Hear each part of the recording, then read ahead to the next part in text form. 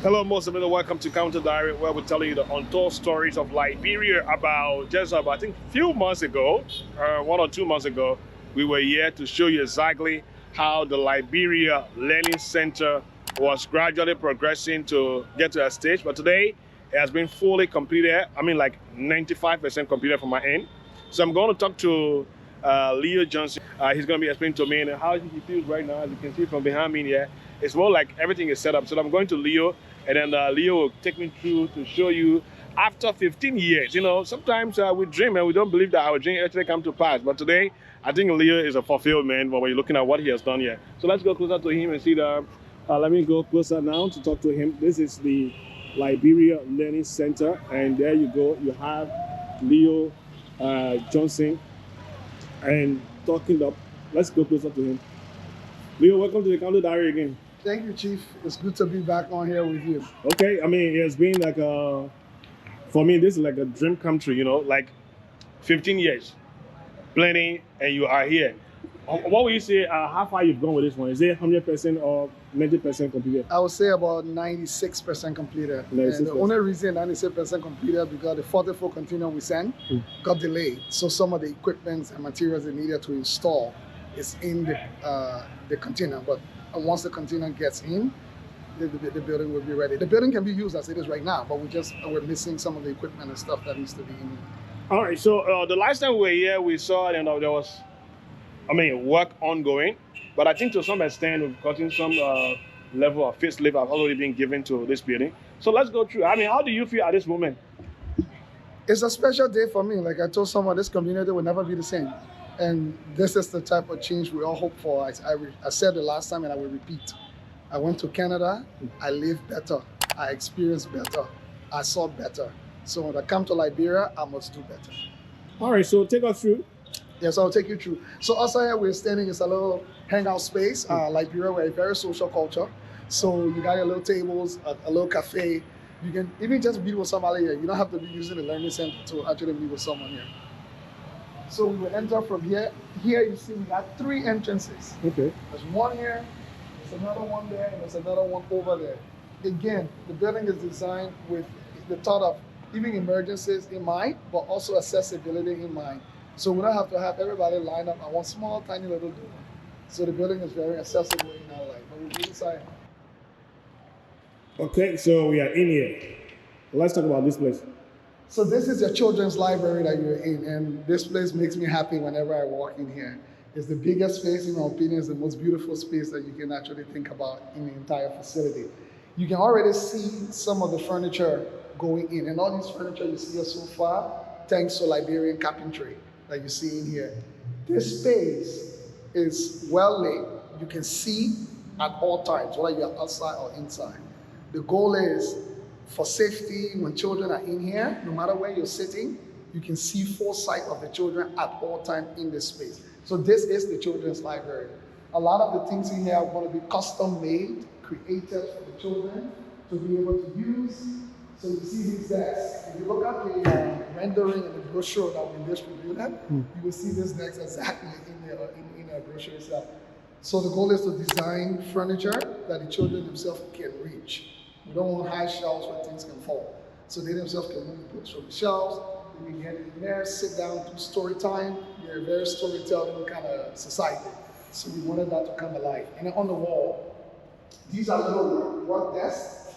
So you see here, they can pull in a stool onto the work decks and be able to sit down. So even if you just line up kids from that end of the wall, all the way, you see how many kids you can get in. Little work tables, again, thanks to Liberian carpentry. All of these have been made right here in Liberia. We're going to be building a little tree house once it's done here. And then we'll be having different type of shelves on the walls for kids to actually use. So this is the children's library. Welcome. So as you can see here, this we're going to corner things off for the children's library here. We'll have a reception desk in the corner right here. So when you walk through the doors to the building, you see the receptionist right away. All right, just before we get to the next area, he talked about Liberians, computers doing whatever. So let me just show you a shot of that because we saw it, and I want you to see those guys working on this furniture that you already have. So this is just like a gist of what they were doing. Just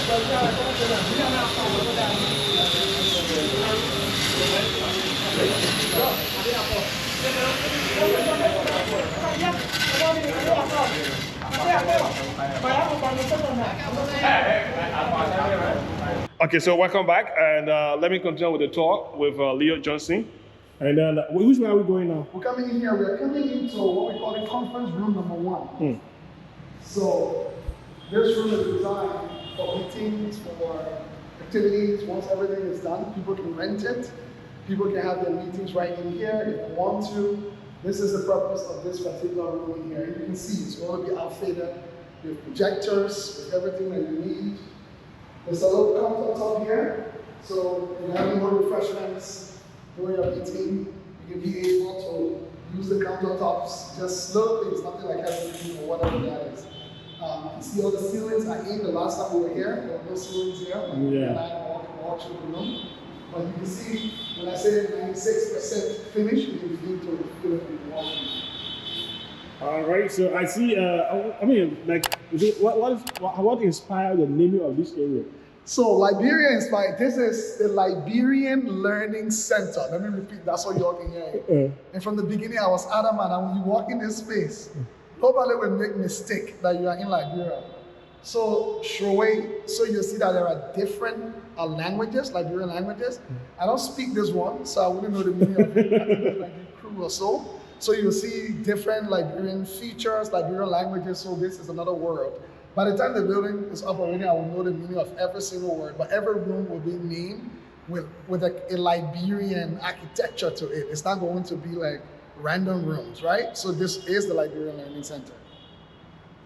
So this room is going to be what we call our sorting room. You see another new one here called Dua, right? Again, another Liberian language.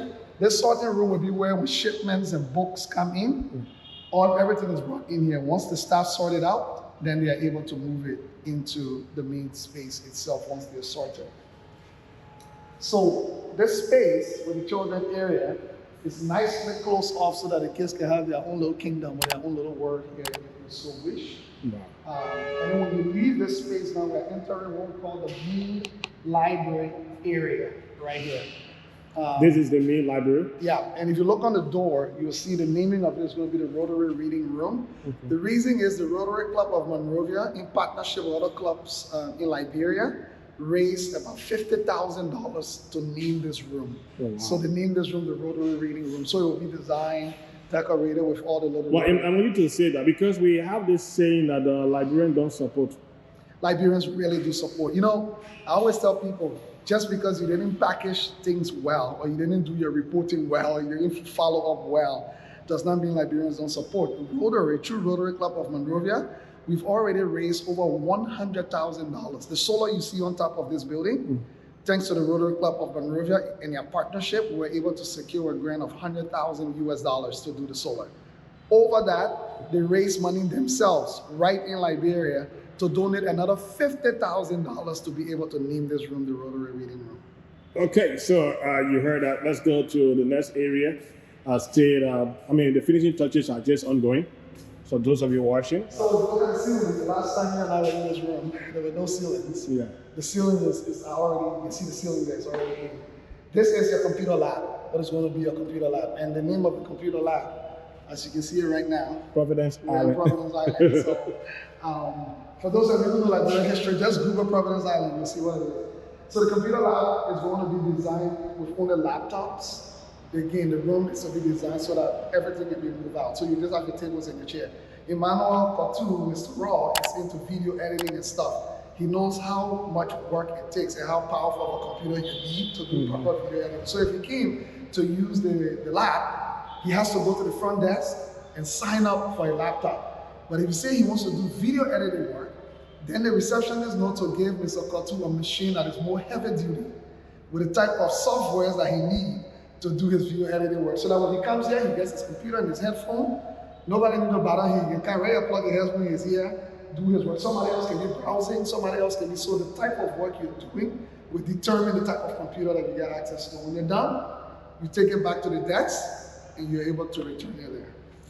I mean, this is I don't know how to describe it. It's actually amazing. This is the first of its kind in Liberia to have such a space. And yesterday, I mean, when you were doing the official opening of the area, just dedicating the place, I mean, what were some of the things that the people were telling you about this place? It was shocking. In fact, the first time, the first people that walked in, they turned to me and said, Leo, this one, that real Canadian standard here. That's what they said. I mean, it was just a sentiment expressed as to how well the building has been done. And everybody said they've never seen anything like this in Liberia. These were not my words. And everyone is still soaking it in that the building is here. And it's actually what it says. Someone brought a picture to me that we had on the renderings when they're designing it. Someone said the building looked more beautiful than it is on the magazine. So it's a testament to the work. That's a good work there. Yeah. I mean, like I always say to my friends, Liberians don't believe in vision. They believe in what we call physical. They like seeing things. And you have gone beyond that. 15 years and coming to do this is very amazing. Yeah. But let's see, other places are already being named as well. Mount Nimba.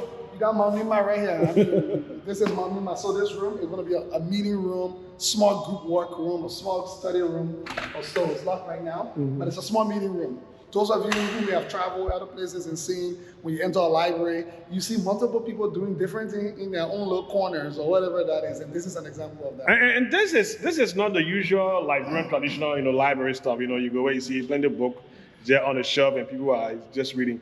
I mean, I don't know how to say it, but I hope that one of these days my unborn children they will also benefit from this. So I see another place here. Yeah. This one is. So this one is. Let's see which one it is. This one is Keneja. Keneja, yeah, Keneja. So here is Keneja. So when you can, depending on your favorite room. Wait, you put drum in there, you're talking about Keneja. We gotta put it. I see you play drum all the time, so you put drum in there. There will be too many drums in the building. The whole building are gonna get drums. Anywhere I go, there must be drums. Okay. So this is Keneja. It's another meeting room. Here you got Bezu. When you identify where at a room you can book, right? Okay. So all these rooms will be available to book. Bezu. Yeah, Bezu. I don't know which line would have been. It sounds like a Baza or something. Yeah, maybe Baza. I'll show you the other ones there. So these rooms are bigger meeting rooms. Those are the smaller meeting rooms. So these are a little much bigger. You can book these two. This one is Lockery Incubator Room. Okay. So Lockery sponsor this room. So if you want to sponsor a room, if you got money and you want to beam it in honor of someone. So for example, we got plaques. From 5,000 and up, you can have a plaque dedicated in honor of someone in the building.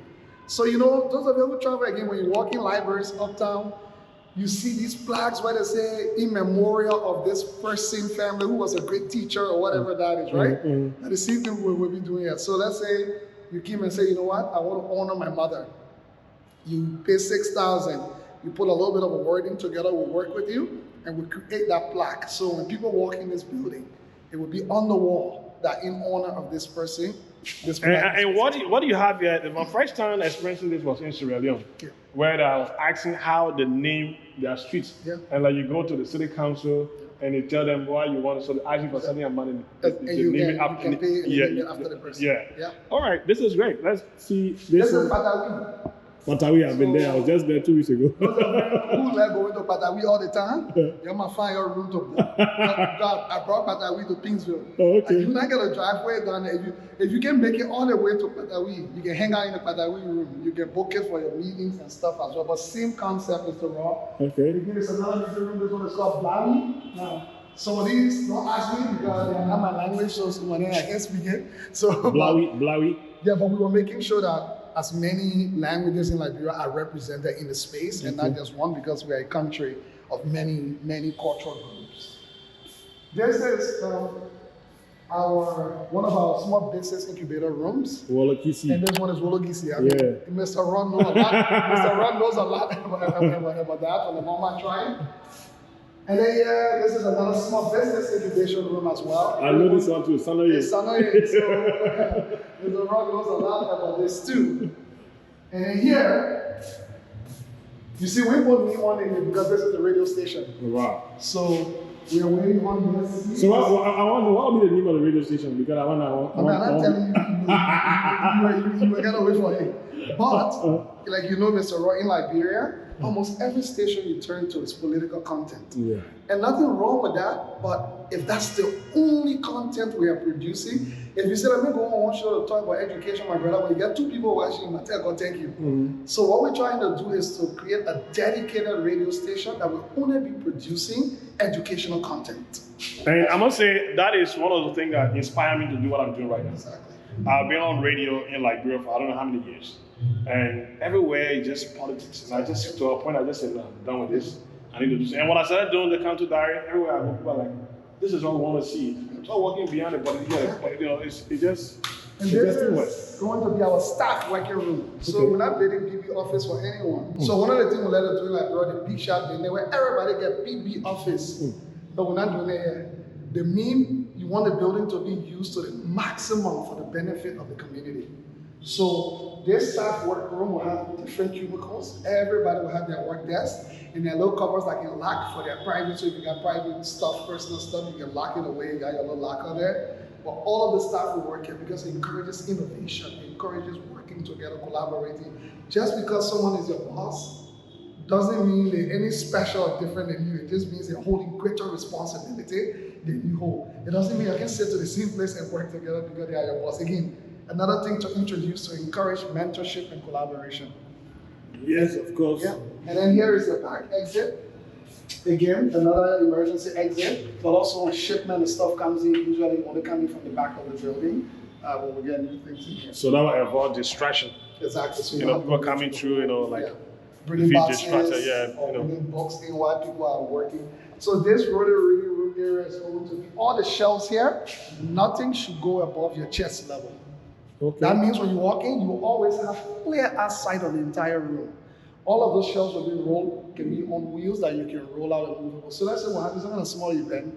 We want it to be inside here. We can turn it into a hall by just rolling all of the shelves out, have the event here. Let's say somebody want to do a little portrait reading on the weekend, and they wanted to use the outside. You can take at least 75 to 100 people just outside the building without even having to open the building up for anyone. And then here we call it a group work lounge.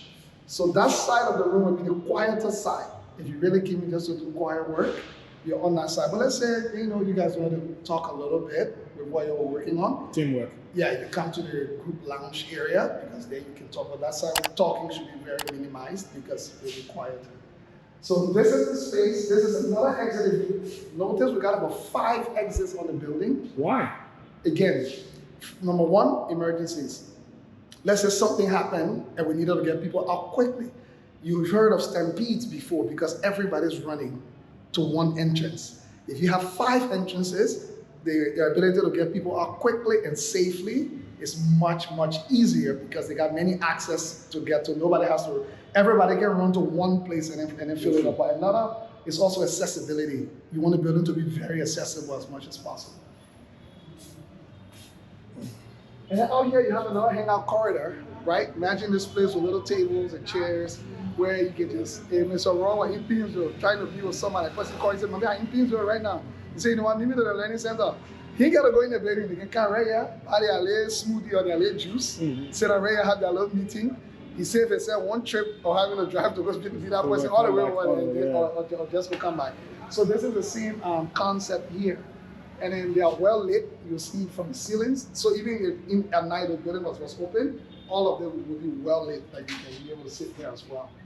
All right, so we just taking you through that we're outside here, a very big space also here. Besides, I don't know, maybe this also could use for something. Yeah, just even events, outdoor events. That's the whole idea of the space. So we're looking at having 2 cafes eventually when everything is up. 1 cafe will be on the other side, so you don't get to leave that side and come way here to buy juice or water. And then another cafe will be on the other side. So the last time you talk about this area having like a water, how far would I it? can show you. Okay, let's see if this place is open up.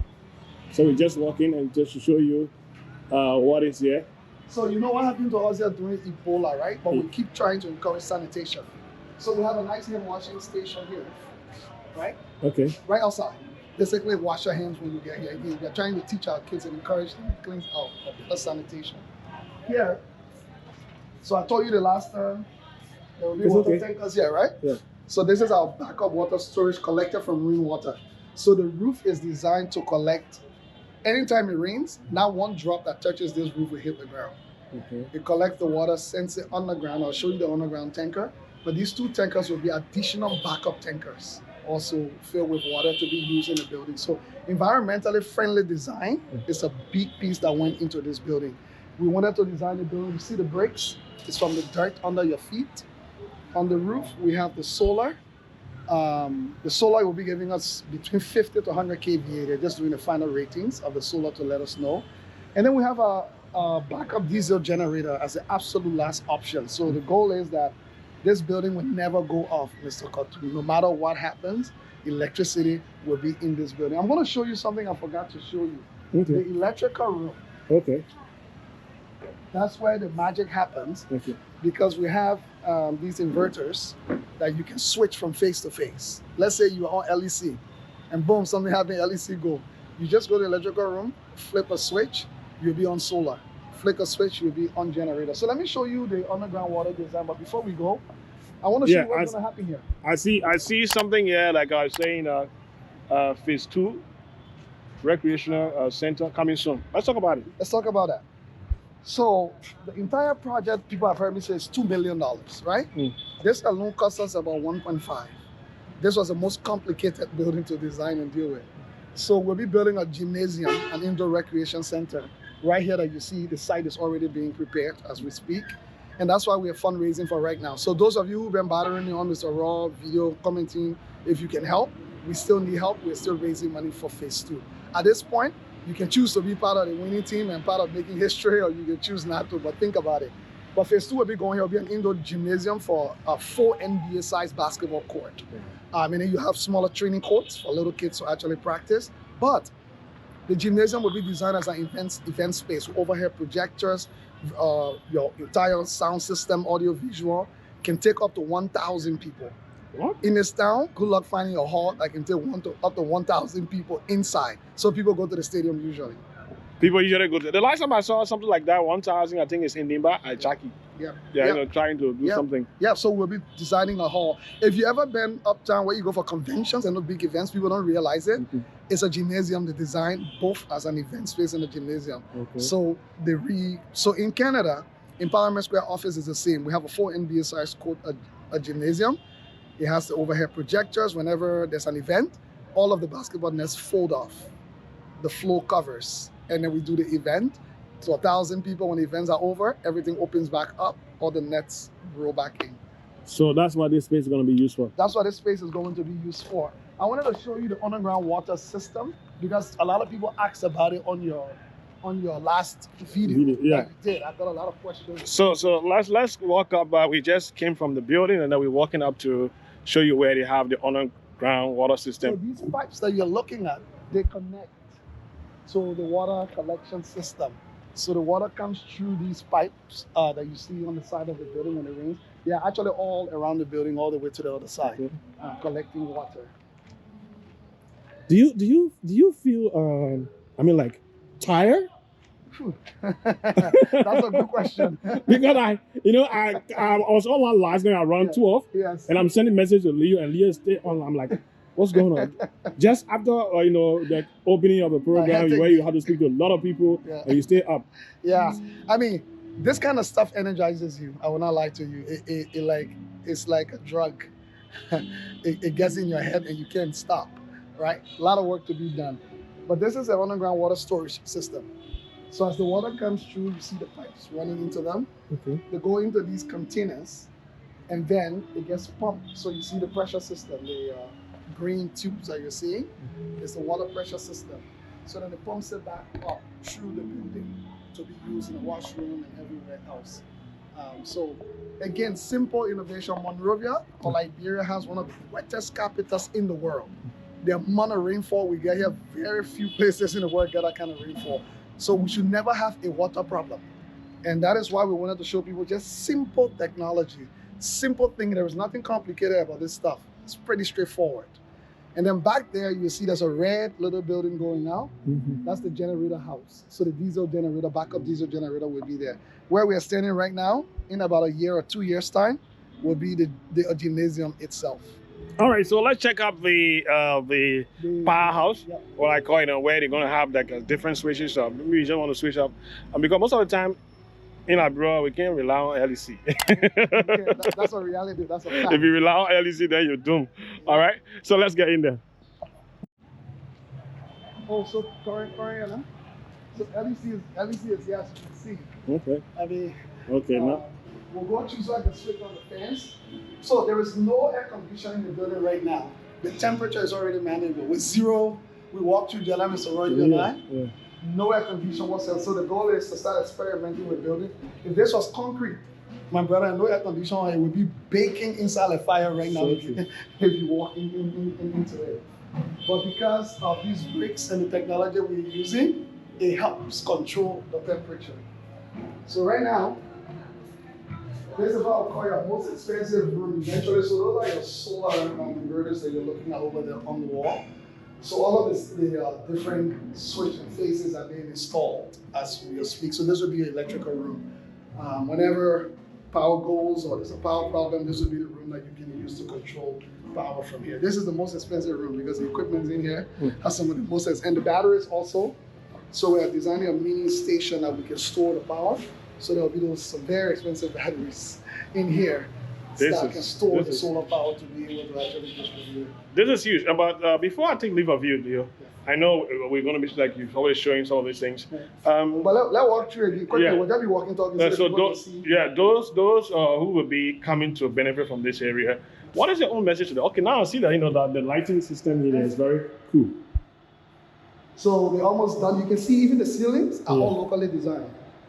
This is not imported stuff.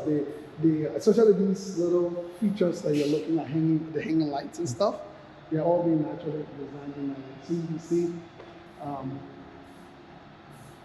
This is cute.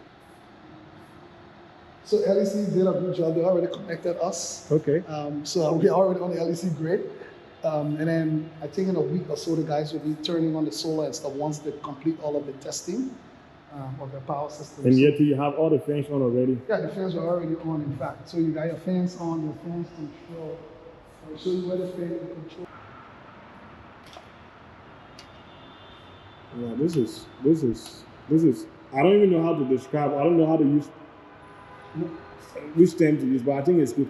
But finally, before we take leave of you, Leo, what is your own message to young people that will be using this area? My message to young people is, don't let anybody take advantage of you now that we've given you an experience. I always say this, Mr. Raw. I don't blame young people in Liberia. A lot of people like to talk down, young people are not serious, they're chasing politics. I always say this, what you've never experienced, you can never imagine. I joke all the time. When I come, I drive a little Toyota, right? A little Toyota Highlander. And every time I go and pick up the kids for us to go around, when they get there, you know what they go around? You cannot see Uncle Leo car. They cannot eat. That's an old Toyota. But that experience left something with them. So young people, when you walk in here, anytime another person tells you, say, "Can I go? Let me show you. I'm building one library somewhere." And it ain't looking like this or better than this. Hold your hand and say, "Can let me go show you what library look like." Saying you see library here, you won't build one. Never let anybody take advantage of you, because you know what? We can do better. You deserve better. Nothing. Mr. Ross, some people in the country say the war was about gold, was about diamonds. Some people say it was about power. Some people say it was about tribalism. But Mr. Raw, nothing the children of Liberia did to deserve, nothing you and I did to deserve what was brought upon us. So every day to our leaders and everyone, this is a statement of a challenge to you, that if we and many others who supported can go out there, rally resources and do this, Young people of Liberia, let nobody give you any excuse anymore to say no money. That is not true. There is more than enough money in the world and in this country to not just build something like this, but something even better than this. So ask the question. If they say no money, add and say, how the other person find the money to do this one? The person is not president, the person is not senator, the person is not anything. So young people of Liberia, you deserve nothing less. And I pray to God for this day that you will see what better looks like. So that before somebody else can get you something, nyama nyama, and you know what it means, a row, you know, wear leather shoe before, then somebody bring you give and give you rubber shoe. In fact, when you wear your toes, they already start hurting. Everyone wearing the thing, but your toes used to be in leather shoes. Yeah. This is the minimum standard we are setting now going forward. If you can match the one, do something better than it. All right, thank you so much, Leo. It's good talking to you. And I do hope that we, get more of these that, to just talk about. Okay, so those of you who watch out on YouTube, or you've been watching on Facebook, or probably you were on KMTV, on SATCOM, I want to say thanks so much, man. If you haven't heard about this place, the Liberian Learning Center, you got to come here in Paynesville to just take a tour of this area. My name is Emmanuel Kotu. Thanks for watching. This is the Counter Diary. We're telling the untold stories of our country, Liberia. Bye-bye.